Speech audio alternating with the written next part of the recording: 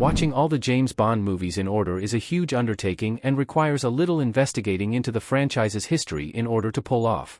Based on the books by Ian Fleming, the MI6 agent was inspired by Fleming's time in the British Naval Intelligence Division while serving in World War II.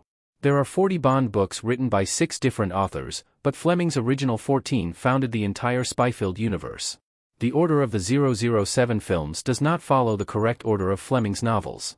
Casino Royale was written by Fleming in 1953, followed by Live and Let Die and Moonraker. However, despite not being the first book, Dr. No was the first James Bond movie to actually be filmed. Fleming sold the movie rights of Casino Royale to producer Gregory Ratoff in 1955. Ian Productions, run by Albert Cubby Broccoli and Harry Saltzman, purchased the rights to the entire James Bond story from Fleming in 1961, and with Casino Royale not included, they had to settle for Dr. No. It was not an origin story but was the perfect film to kick off the franchise while cementing many of the franchise's iconic aspects that still continue to this day. How many James Bond movies are there? Unofficial Bond movies complicate the franchise.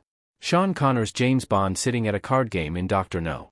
When looking at how many James Bond movies there are, it is a bit more complicated than expected. 2 of the movies featuring the famous spy are considered non-Eon films, having been produced by other studios.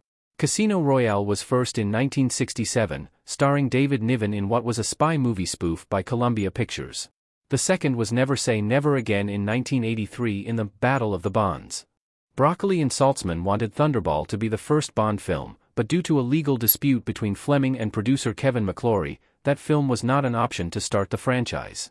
McClory was awarded screenplays he and Fleming co-wrote because of the plagiarism suit filed against Fleming. McClory assembled a team to produce a new script based on Thunderball and convinced Sean Connery to reprise the role and compete against Roger Moore, Broccoli, and Octopussy. As a film released by someone other than Ian Productions, Never Say Never Again isn't a Bond film in the conventional sense, which is confusing given that it features perhaps the most iconic Bond actor in the role. There are 25 total official James Bond movies and 2 that are not connected to the main franchise. Do the James Bond movies follow the books? Each actor was allowed their own take on 007. Daniel Craig as James Bond in Casino Royale. Ian Fleming's books provided the foundation for all of the James Bond movies, but not all of them are based on novels while others are loose adaptations. Exceptions like Thunderball, On Her Majesty's Secret Service, and Goldfinger do follow the plots of their respective books, but Casino Royale, 2006, is the closest in terms of matching the novel's plot, while also improving on it. Even the character of Bond himself became something new each time a new actor took over the role.